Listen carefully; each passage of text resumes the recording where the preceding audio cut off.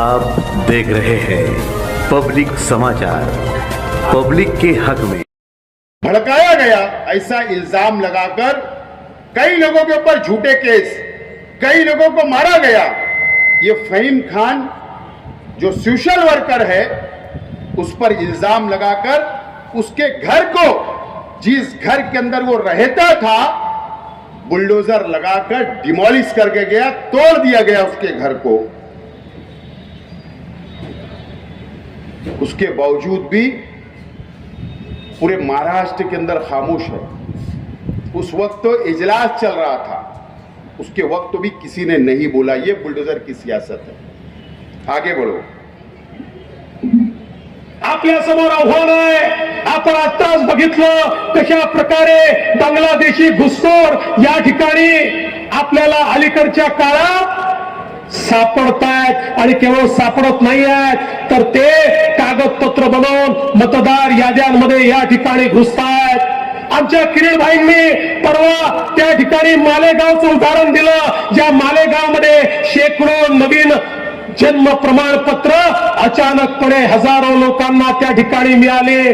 मालेगाव असेल, इकडे अमरावतीचं अंजनगाव असेल, अचानक त्या ठिकाणी एकेका गावामध्ये 100 लोकांना जन्माचं प्रमाणपत्र मिळत आहे। 50 वर्षाचे 60 वर्षाचे लोक अचानक आपल्या जन्माचं प्रमाणपत्र काढतायत। वोट जिहादचा पार्ट 2 सुरू झालेला आहे। हे सगळे घुसखोर आहेत। या घुसखोरांना बाहेर काढण्याचं आव्हान हे आता आपल्या समोर आहे। ये महाराष्ट्र के मुख्यमंत्री जी है। ये कुछ महीना पहले शिरडी के अंदर आए हुए थे, बीजेपी का जलसा था, सभा थी। उन्होंने वहां पर तकरीर के अंदर ये बात कही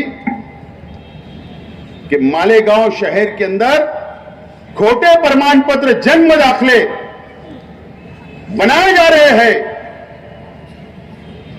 और जिहाद किया जा रहा है। और उन्होंने कहा कि ऐसे लोगों को साफ करना है इस महाराष्ट्र से, इस देश से। खामोश, सब खामोश है, कोई जवाब देने वाला नहीं। आखिरी वीडियो। 3367 धार्मिक स्थळांवरचे बेकायदा भोंगे काढले। मुख्यमंत्र्यांची माहिती। बेकायदा भोंगे दिसल्यास पोलीस अधिकाऱ्यावर कारवाई करण्याचा इशारा। ध्वनिक्षेपकांना रात्री 10 नंतर परवानगी नाहीच अशी ग्वाही।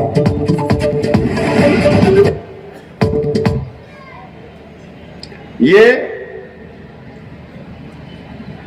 न्यूज चैनल की जो वीडियो है, ये आज की महाराष्ट्र असेंबली का इजलास चल रहा है। आज असेंबली के अंदर बहस हो रही थी, तो मुख्यमंत्री जी ने पूरे महाराष्ट्र के अंदर कैसी कार्रवाई चल रही, कैसे भोंगे उतारे जा रहे, मजहबी मुकामात के कितने उतारे गए, कैसी कार्रवाई हो रही, आज की वीडियो है। आज बहस हो रही थी।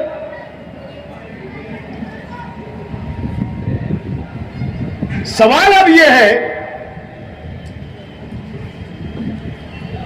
कि हम किसको चुन कर देते हैं, हम किसको चुन कर देते हैं। असेंबली का एमएलए क्या होता है, चाहे शहर का एमएलए, चाहे महाराष्ट्र के एमएलए। इसीलिए ना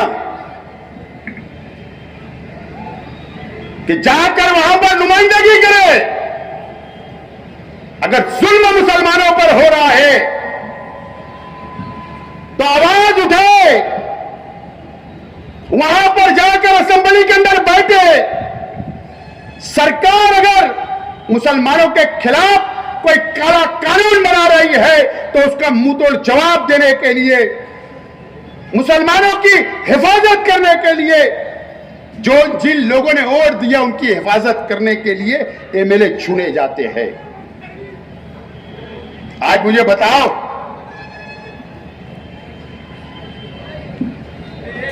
ये 9 वीडियो आपने देखा जो इसी साल की है, इसी साल की है। हमारे शहर का एमएलए,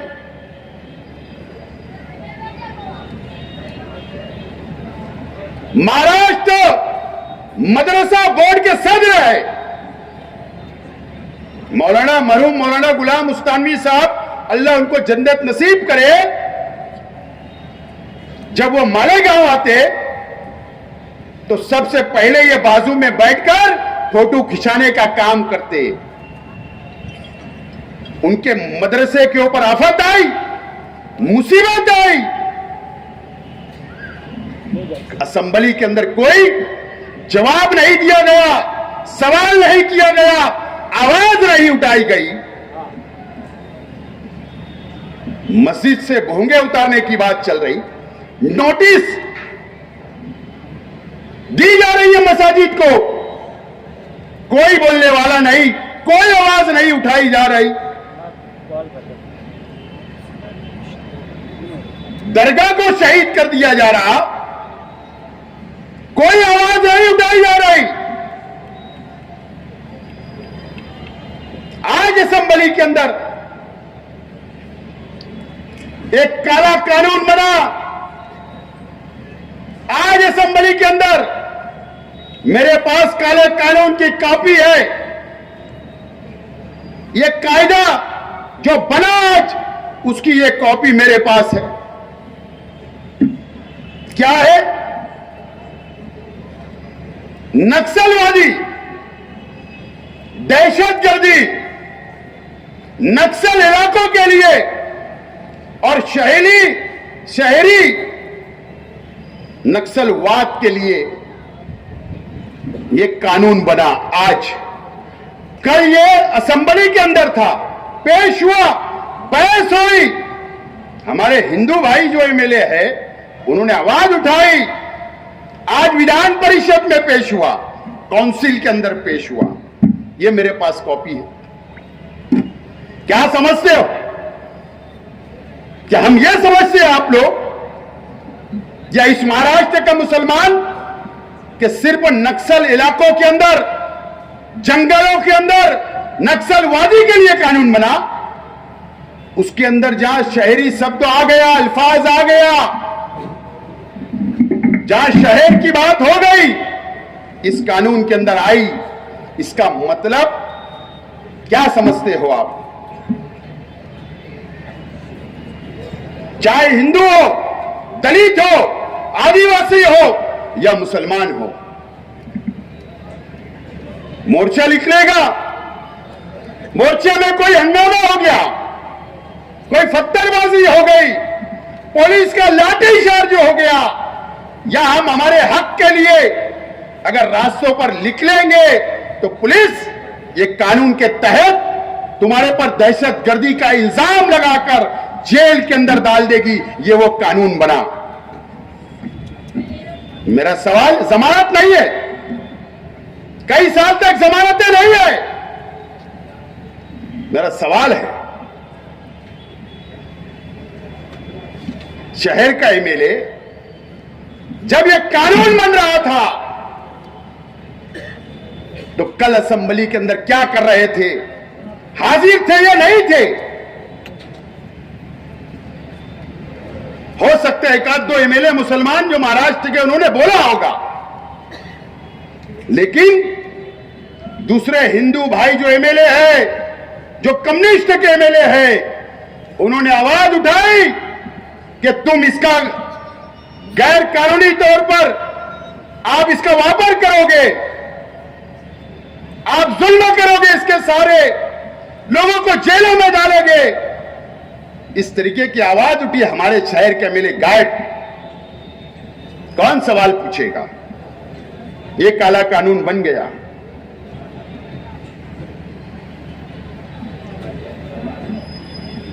बुलडोजर की सियासत आ गई। बुलडोजर की सियासत आई। कहां से आई?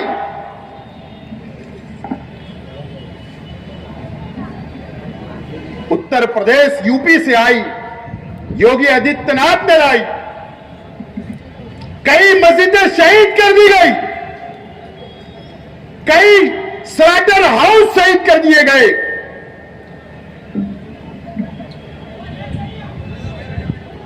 कई माफियाओं के घर को तबाह कर दिया गया। वो सियासत इस महाराष्ट्र के अंदर दस्तक दे दी है। इस महाराष्ट्र के अंदर दस्तक हुई। नागपुर के अंदर शुरू हुआ फहीम खान का घर को शहीद किया गया। दरगाह शहीद कर दी गई बुलडोजर सियासत की। और हमारे शहर तक भी दस्तक आई। किला झोपड़पट्टी को उखाड़ने के लिए तैयारी हो गई। अपने अपने मकान से अपने अपने सामान लेकर जाने लगे। हम माइनॉरिटी डिफेंस कमेटी के लोग, समाजवादी के लोग, हमने शुरुआत की लड़ने की। कोर्ट से स्टे लाया। अल्लाह का करम है कि आज बस्ती कायम है, वही है। ये बुलडोजर की सियासत आ गई, कोई बोलने वाला नहीं। सर्वे नंबर 114 के ऊपर असेंबली के अंदर बहस होती। 9 एकड़ जमीन है, गरीबों के घर है, बुनकरों के कारखाने हैं। एक दिन आएगा वहां भी बुलडोजर खड़ा हो जाएगा, कोई आवाज उठाने वाला नहीं। ये शहर तक दस्तक बुलडोजर की आ गई। कौन नुमाइंदगी करेगा? कौन नुमाइंदगी करेगा?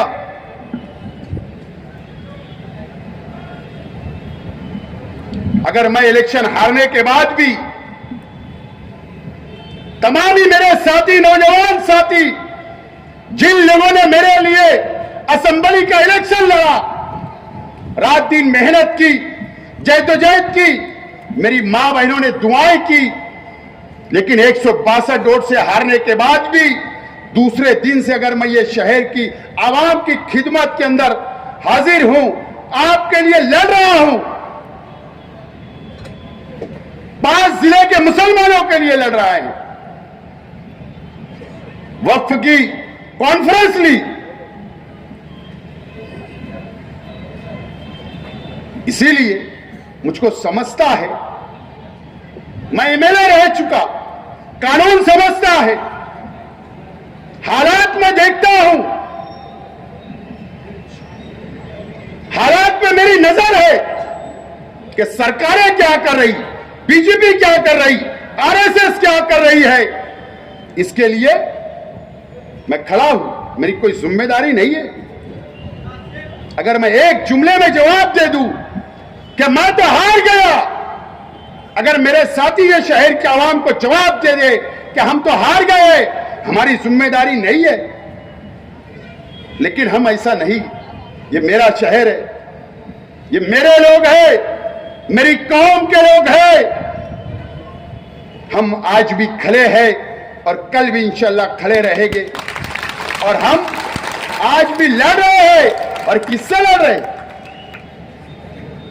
हम आरएसएस से लड़ रहे हैं, हम बीजेपी से लड़ रहे हैं, सरकारों से लड़ रहे हैं। अपनी जान जोखिम में डालकर, अपने आप को दांव पर लगाकर लड़ रहे हैं। शहर को फैसला करना है। एक बात याद रखना,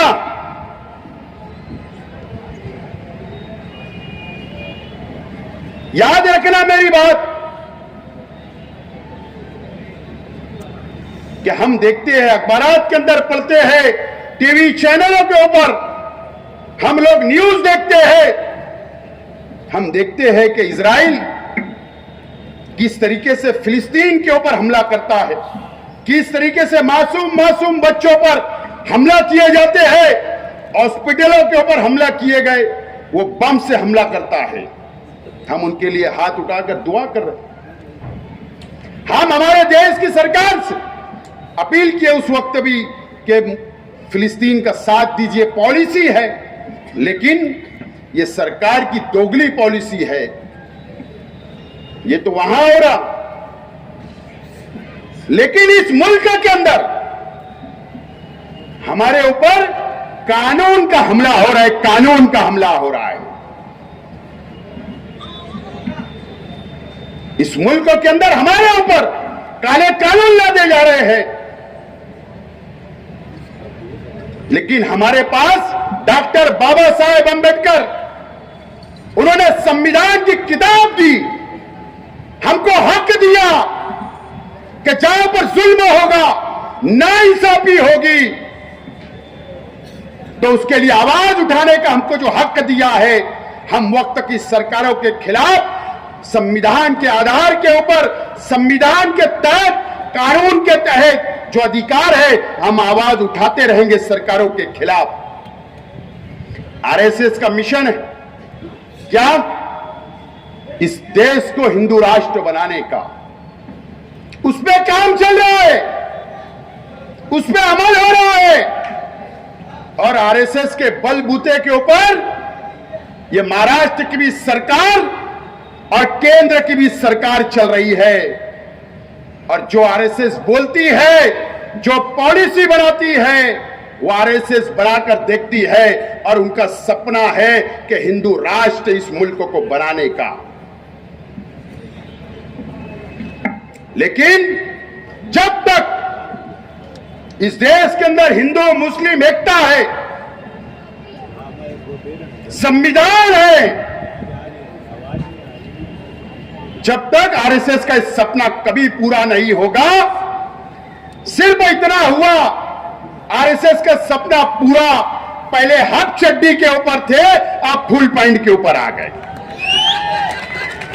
इससे ज्यादा कोई सपना इनका पूरा होने वाला नहीं है दोस्तों, होने वाला नहीं है। तुम बुलडोजर लाओगे, तुम बुलडोजर की सियासत करोगे, हम बुलडोजर को रोकने का काम करेंगे। तुम बुलडोजर लाओगे, हम संविधान के तहत, कानून के तहत तुम्हारा बुलडोजर रोकने का काम करेंगे। याद रखना सरकार ने ये बात, याद रखना बीजेपी ने ये बात, तुम्हारा सपना कभी हम पूरा होने नहीं देंगे। और ये शहर को बचाना है, इस शहर को बचाना है, उसके लिए मेरी या मेरे साथी जान देने के लिए भी तैयार है, और जेल जाने के लिए भी हम तैयार है। सरकार ने हमको डराना नहीं, पुलिस के जरिए डराना नहीं, एजेंसियों के जरिए दबाना नहीं, डराना नहीं। हम डरने वाले लोग नहीं है, ये बात सरकार ने और पुलिस ने नोट कर लेना। आसिफ साहब आगे बढ़ो। दोस्तों और साथियों, ये शहर की सियासत, ये तमाम ही चीजें आप लोगों ने देखी, तमाम ही लोगों ने, ये शहर के अंदर, अगर ये वीडियो देखने के बाद अगर आप बेदार नहीं हुए, ये शहर बेदार नहीं हुआ, शहर के उलमा अगर बेदार नहीं हुए, शहर की मां बहनें अगर बेदार नहीं हुई, तो याद रखना, मेरी बात लिख लो, मैं जिंदा रहूं या ना रहूं, ये शहर बर्बाद हो जाएगा, शहर बर्बाद हो जाएगा। माफी के साथ इस शहर की सियासत 2009 से मैं देख रहा हूं, 7 से देख रहा हूं,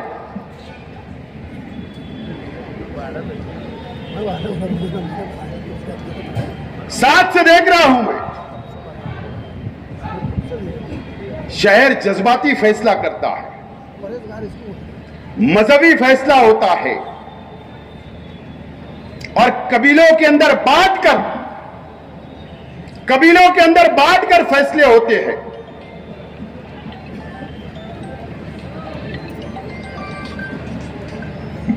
लेकिन नुकसान ये शहर का होता है, ये किसी ने नहीं सोचा, किसी ने नहीं सोचा। शेख आसिफ दूसरे कबीले का है, तो उसको वोट इसलिए नहीं देंगे कि दूसरे कबीले का है। यह हवा चलाई जाती, हमारे मुखालिफ चलाते हैं। अगर शेख आसिफ दूसरे मसलक का है, ए भाई खामोश बैठो, अगर शेख आसिफ दूसरे मसलक का है तो उसके मसलक के खिलाफ वोट हासिल की जाती। लेकिन ये कब तक ये शहर में होगा, कब तक होगा, कब तक हम बटेंगे? एक शख्स अपने जाति मुफाद के लिए पूरी कौम को दांव पे लगा देता, मजहब का इस्तेमाल करता, मसलक में बांटता, कबीलों के अंदर बांटता, उसके बाद ये शहर धोखा खाता। मुझे बताइए कि मेरी गलती है कि मैं किस कबीले में पैदा हुआ? अरे अल्लाह ताला ने जिस घर के अंदर, जिस कबीले के अंदर मेरा जन्म हुआ, तो मुझे क्या पता था कि असलम अंसारी किस कबीले में पैदा होगा? क्या उनको पता था? सिर्फ अल्लाह का एहसान है कि हम ईमान वाले के वहां पैदा हुए। हम मुसलमान हैं, ईमान वाले हैं, इस्लाम को मानने वाले हैं, एक अल्लाह एक रसूल को मानने वाले हैं, एक कुरान को मानने वाले हैं। क्या हमारा कसूर है क्या हम फला कबीले के अंदर पैदा हुए? ये शहर को अब बेदार होने की जरूरत।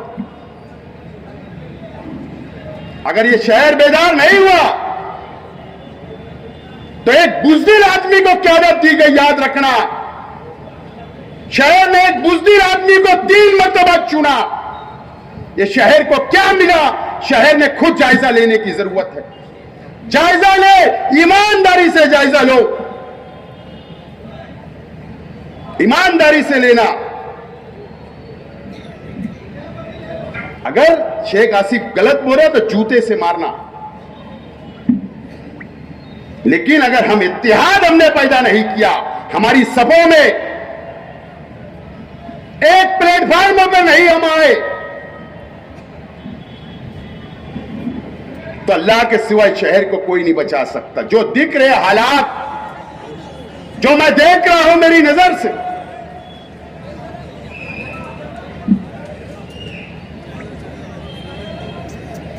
अगर आप लोग चाहते हो, अगर आप लोग चाहते हो, शहर चाहता है, शहर की मां बहनें चाहती है, मैं शहर की मां बहनों से भी एक बात बोलना चाहता हूं कि इलेक्शन आता है, मेरी मां बहनें भी सुनो मेरी बातों को। इलेक्शन आता है, आपको इज्तिमा के नाम पर जमा किया जाता है, इज्तिमा के नाम पर आप जाते हो, थोड़ी देर बाद दीन की होती और फिर सियासत की होती। मेरी मां बहनों से भी अपील है कि जरूर इज्तिमा में जाइए, जरूर मजहब को सीखिए, लेकिन जहां सियासत की बात है, अगर कोई होती होगी, आपको कोई गुमराह करता होगा तो खड़े हो जाइए। क्या इस शहर के अंदर, क्या इस शहर के अंदर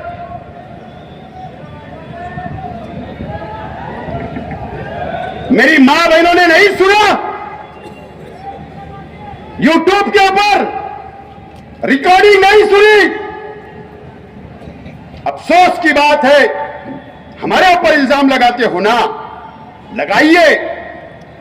अगर बहुत मर्दानगी है तो शेख आसिफ इस स्टेज से चैलेंज करता है कि जाइए मेरे खिलाफ में पुलिस कंप्लेन करिए। अगर आप सफाई देते हो, बेशर्म लोग हैं मुफ्ती इस्माइल साहब, और बेशर्मी की बात तो यह है कि आप उनके दिफा के अंदर उतरते हो, आप सफाई देते हो। शहर की एक बुनकर की बेटी के साथ एक आदमी एक नहीं 10-10 ऑडियो रिकॉर्डिंग घूमती है, गंदी गंदी बातें करता है, और बेशर्मी की हद यह है कि तुम सफाई करते हो। मुझे खानदान पता है कि कौन सी बुनकर की बेटी है, लेकिन मैं बोलूंगा नहीं, इज्जत रोड पर नहीं लाऊंगा। उसके बाद भी आप अपने बाजू में बैठाते हो। अगर मैं शेख आसिफ तो जा ही रहे, अगर मेरी पार्टी का कोई नुमाइंदा दिखेगा तो पहले मिनट के अंदर पार्टी से बाहर करूंगा। लेकिन शर्म आना चाहिए। तुम्हारी पार्टी का एक कंपाउंड वाला तंजीमों का जिम्मेदार, दीनी तंजीमों का, शर्म नहीं आई? एक नौजवान लड़की से, एक कौम की बेटी से गंदी गंदी बातें करते हो। उसके बाद भी बेशर्मी यूट्यूबर को बुला के बयान भी देते हो। अभी तो वो टेलर था, किसी ने मुझसे कहा है कि साहब बोले थोड़ा इंतजार करिए, पिक्चर भी आने वाली है। उसके बाद भी बेशर्मी की हद है। यह मजहबी शहर है हमारा। एक जेल में है, एक तरासन भरने वाली को, तरासन भरने वाली वो रोटी मांग रही है, भूख लगी है, उसको खाना मांगती है। रात के अंधेरे में 2 बजे जाकर तुम उसके घर के ऊपर उसको जानबूझकर बुलाते हो कारखाने में। नरी खत्म हो गई, वो बोलती है कि मैं दिन भर नरी भरी हूं, रात और दिन की नरी भर के आई हूं। उसके बाद भी और ढिठाई से उनके दिफा में उतरते हो। यह मजहबी शहर है, इसको हम मस्जिद और मीनारों का शहर बोलते हैं।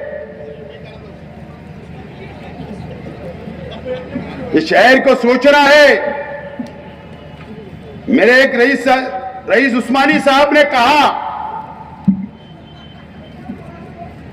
सुधार कमेटी से मेरी भी अपील है, मुझे भी 1,10,000 वोट मिली, उनके तरफ से बोल देता हूं।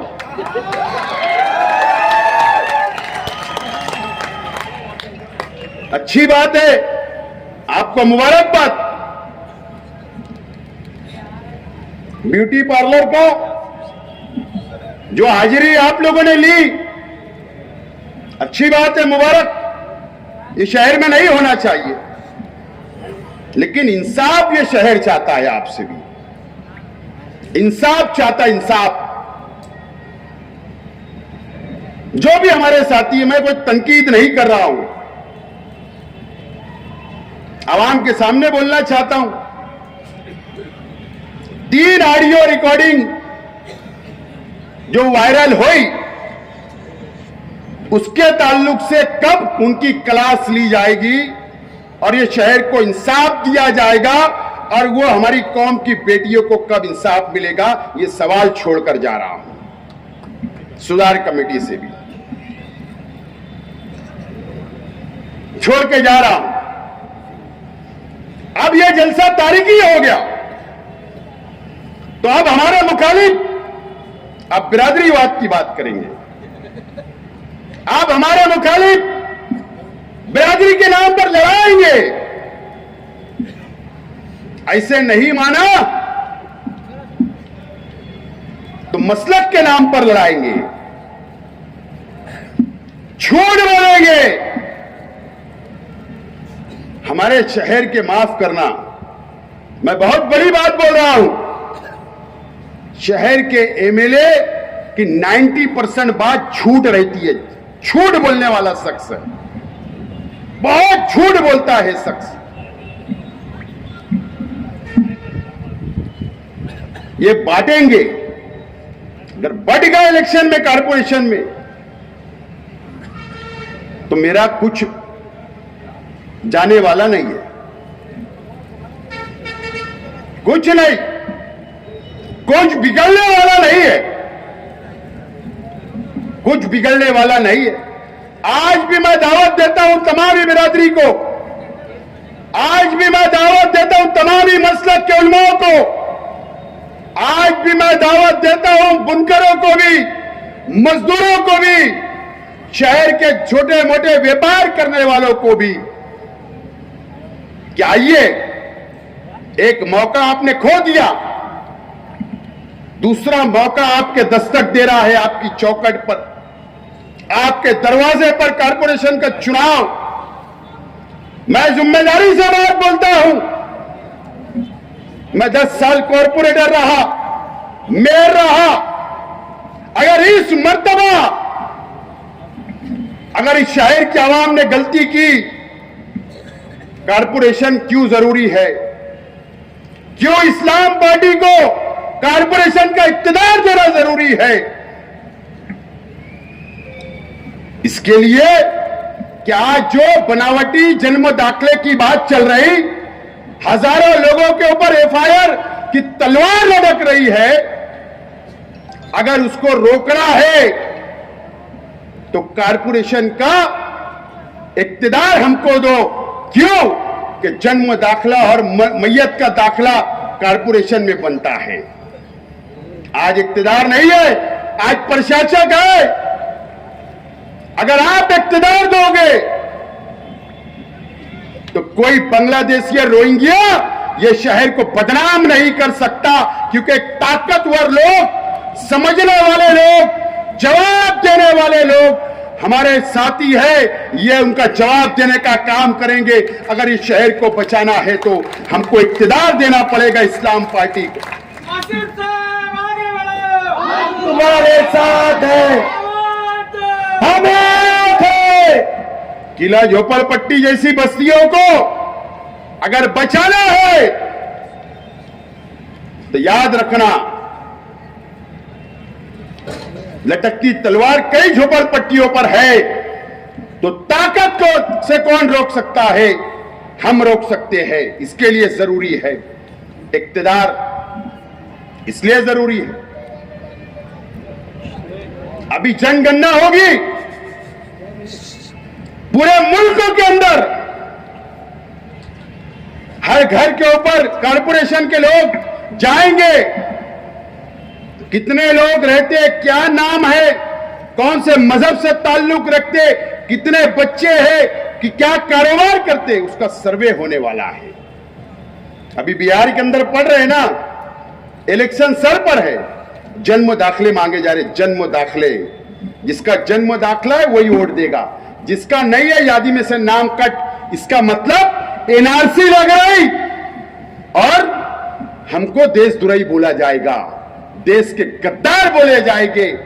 वो सर्वे होने वाला है और वो सर्वे के लिए कारपोरेशन का इक्तदार मालूमाती लोगों के पास और मजबूत लोगों के पास, ताकतवर लोगों के पास होना जरूरी है। तो याद रखना, आज अगर रोहिंग्या के नाम पर, बांग्लादेशियों के नाम पर हमको अगर गद्दार बोला जा रहा है, तो उसके बाद क्या होगा अगर हमको इक्तदार नहीं मिला तो? यह आपको और इस शहर की आवाम को सोचना है। एमआईएम 2014 से आई, ओवैसी साहब महाराष्ट्र के अंदर आए, हिंदुस्तान में गए, यहां तुमने 2 मर्तबा एमएलए, धुलिया में एमएलए, औरंगाबाद में एमएलए, औरंगाबाद में खासदार, बंबई में एमएलए, कई जगह कॉर्पोरेटर चुन कर दिया। मेरा सवाल है,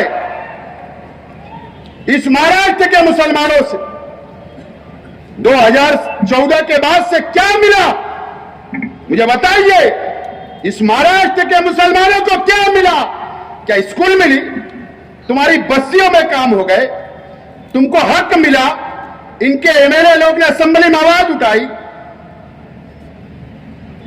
ये भारतीय जनता पार्टी की एमआईएम बी टीम है, बी टीम बनकर काम करेगी। याद रखना मेरी बात को। और आज ओवैसी साहब जो सरकारी खर्चे के ऊपर ये एयरपोर्ट से वो एयरपोर्ट, वो एयरपोर्ट से वो एयरपोर्ट, ये प्लेन से वो प्लेन जा रहे हो ना, जो तुम चमचागिरी कर रहे हो सरकार की, इसलिए कर रहे हो कि तुम्हारी वक्फ की प्रॉपर्टी हैदराबाद के अंदर तुम बचाना चाहते हो, तुम कौम का सौदा करना चाहते हो, और इसके लिए तुम बीजेपी की बी टीम करके उनको सत्ता के ऊपर बैठाने के लिए तुम आए हो और वापस आएंगे। मालेगांव की मिट्टी है, ये मालेगांव की मिट्टी है ओवैसी साहब, ये मेहनत कशों का शहर है, ये मजदूरों का शहर है, ये बुनकरों का शहर है। ओवैसी साहब, आपके पसीने छुटा दिए इस असेंबली के इलेक्शन के अंदर। आज तक चैनल के ऊपर आप बैठकर जवाब नहीं दे पा रहे थे, यह हमारी ताकत है, याद रखना। यह शहर के आवाम की ताकत है कि हमारी नई पार्टी, सिर्फ आप दोनों भाई आए, फार्म हाउस में रुक के बिरयानी खाए आपने, लेकिन हमारा मुकाबला नहीं कर पाए। और अल्लाह का करम है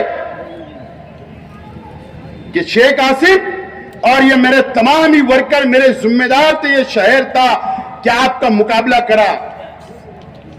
आपका भी जो पहरावा है ना, वो दिखावा है, दिखावा। याद रखना मेरी बात। आज तक मैं भी सियासत में हूं, मुझे भी 25 साल हो जाएंगे सियासत में, लेकिन कभी भी मैंने मेरी तकरीर के अंदर एक कलमा गो भाई को यजीद कहते हुए नहीं सुना। यह मेरी तकरीर में मैंने कभी नहीं बोला। आप क्या इत्तेहाद की बात करोगे, क्या मुसलमानों की बात करोगे? तुमने यहां क्या मुझे यजीद कहा?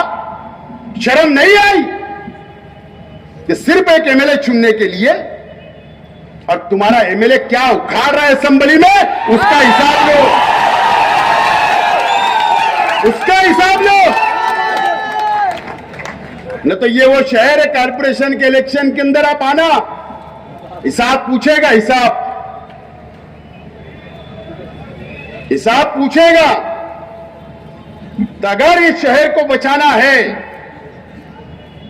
ये महाराष्ट्र के मुसलमानों से मैं बोलना चाहता हूं, मुझे कोई शौक नहीं है, मुझे कोई शौक नहीं है। जहां मेरा जन्म हुआ, मेरी पैदाइश हुई, मैं बड़ा हो रहा हूं, और इंशाअल्लाह कब्र भी यही होगी, दफन भी यही होगा। मैं लड़ रहा हूं मेरे शहर के लिए। आप अगर साथ दोगे तो लड़ूंगा, लेकिन मैं इस मंच से महाराष्ट्र के मुसलमानों से, दलित भाइयों से, आदिवासी भाइयों से, हमारे हिंदू भाइयों से और मुसलमान भाइयों से अपील करता हूं कि अगर लगता है कि शेख आसिफ और ये पार्टी आपकी नुमाइंदगी कर सकती, तो मुझको आप दावत दो, मैं आता हूं दूसरे शहरों के अंदर, हम लड़ेंगे उन फिरका परस्तों से, उन सरकारों से, आवाज उठाएंगे, संविधान के अधिकार के तहत हम आगे बढ़ेंगे। इसके लिए मेरी तैयारी है। अगर आप लोगों की तैयारी होगी तो जरूर आप हमको दावत दें, हम आपके शहर के अंदर आकर नुमाइंदगी करने के लिए तैयार हैं। दोस्तों और साथियों, वक्फ कॉन्फ्रेंस हमने ली, मैं ये ज्यादा बातें यहां नहीं बोलना चाहता हूं, लेकिन अपील करता हूं तमाम ही मस्जिद, मदरसा, कब्रिस्तान, ईदगाह के जिम्मेदारान से कि 13 तारीख को उर्दू घर में एतवार को दोपहर 2 बजे 2 नुमाइंदे हमने बुलाए। वहां पर हमारे मसाजिद के मसाइल, कब्रिस्तानों के मसाइल, मदरसे के मसाइल हम लोग लेकर सर जोड़कर बैठने वाले हैं। वहां पर आइए, और ये रोहिंग्या और बांग्लादेश के खिलाफ आप रोड पर उतरना पड़ेगा। किरीट सुमैया के खिलाफ, एसआईटी के खिलाफ अब हक मांगना पड़ेगा संविधान से।